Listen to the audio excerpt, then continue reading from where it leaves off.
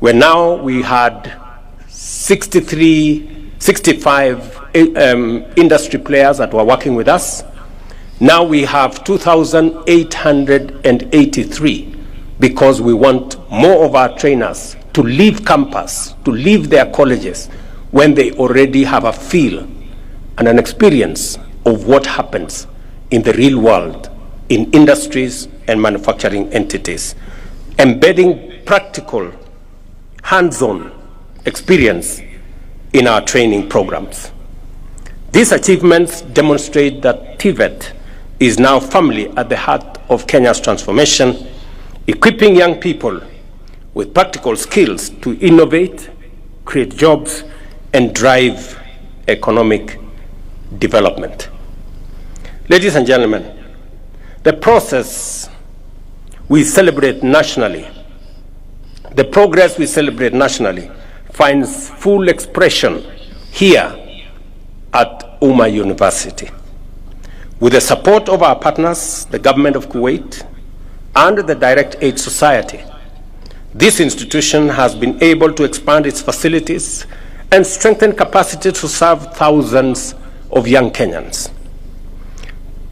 I was privileged to meet some of them this morning, and I was very proud of their confidence and their grasp of issues that they are learning in this university.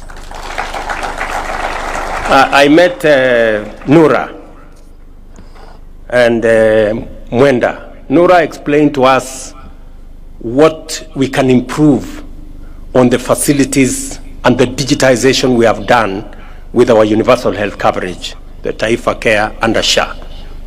And she had brilliant ideas on how that digital framework we can improve on the last mile so that it can get to ordinary people who may not even have smartphones. Nura and your team here, congratulations, continue. We will work together with you going into the future.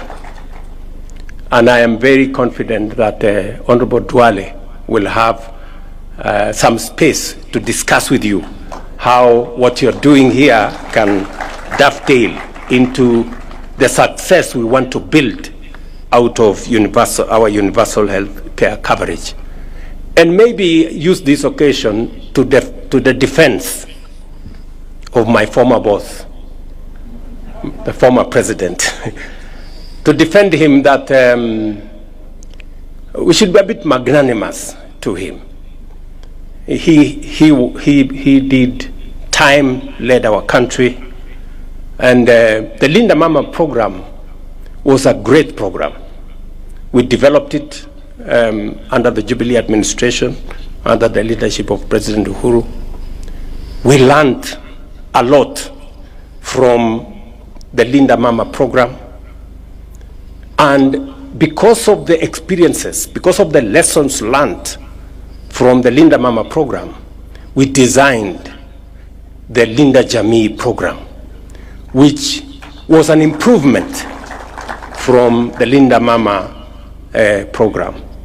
So Linda Mama was good, Linda Jamii is obviously better. And therefore, it is an improvement from what it was in terms of the scope, from just delivery of mothers, which was the primary target of Linda Mama. We've now improved it to cover prenatal, before the delivery, postnatal, the delivery itself, postnatal, and it's no longer targeting mama, it is targeting Jamii, mama plus the children plus the household. The figures have also increased in terms of benefits. Actually, the figures have doubled from between 2,000 and 2,500 to now 10,000 to 30,000. So we have enhanced the program, but we must accept that we learned the lessons from Linda Mama. That's why we designed a better Linda Jamii program.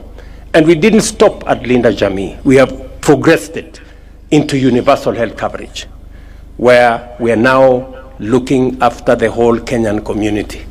And that is why the figures Aden Duale was saying, of 7 million beneficiaries to now 26.5 million beneficiaries, has become a reality because we are progressing from there. And therefore, Nora was very spot on as she told us about what to do with universal health coverage. I also met some gentleman called Mwenda. I think he was called Mwenda, somebody. And Mwenda explained to me what he thinks about affordable housing. Again, another flagship program that I believe in, because we've danced for too long around mediocrity. And it is time to elevate our standing as a nation.